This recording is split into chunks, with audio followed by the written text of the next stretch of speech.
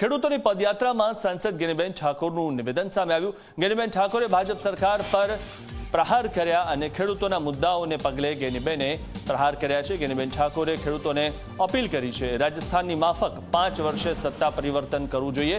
5 વર્ષમાં જે પક્ષના નેતાઓ હોય છે તે બધા કાબૂમાં આવી જાય છે। ખેડૂતોની પદયાત્રામાં ઠાકરસિંહ રબારીએ ઓબીસીનો રાગ આલાપ્યો। ઓબીસી સમાજ સાથે અન્યાય થઈ રહ્યા હોવાનો રાગ આલાપ્યો હતો। તો એકાદ વખત ઓલા રોટલા હોય ને રોટલો એને તમારે આમ એને તમે બે બાજુ ના સેડવો ને એકને એક બાજુ રાખો તો રોટલો દાજી જાય કે ના દાજી જાય।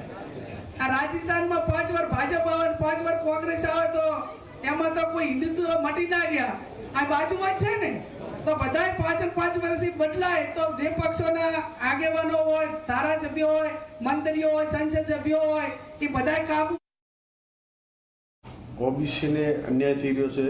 જે પોલીસ ભરતી હતી એમાં મેદાનના દોડના ગુણ કાઢી નાખ્યા, જેના કારણે આ વિસ્તારના ઉત્તર ગુજરાતના વિદ્યાર્થીઓ જે દોડમાં માર્કસ ગણાતા હતા એ કાઢવાનો અન્યાય હસમુખ પટેલે કર્યો।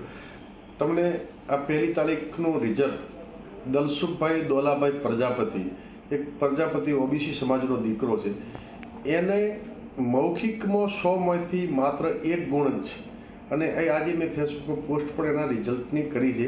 આ સત્તાવાર એમના જીપીસીસી બોર્ડના આંકડા છે, આપણા નહીં।